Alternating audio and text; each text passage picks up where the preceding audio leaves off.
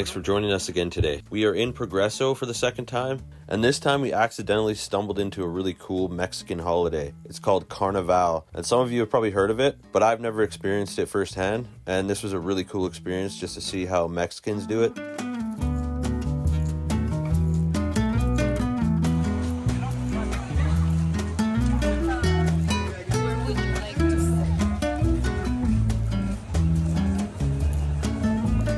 So now that we've been there, I highly suggest getting there early. We showed up early by chance, and by the time the parade had started, it was packed. And then before you knew it, the action had begun.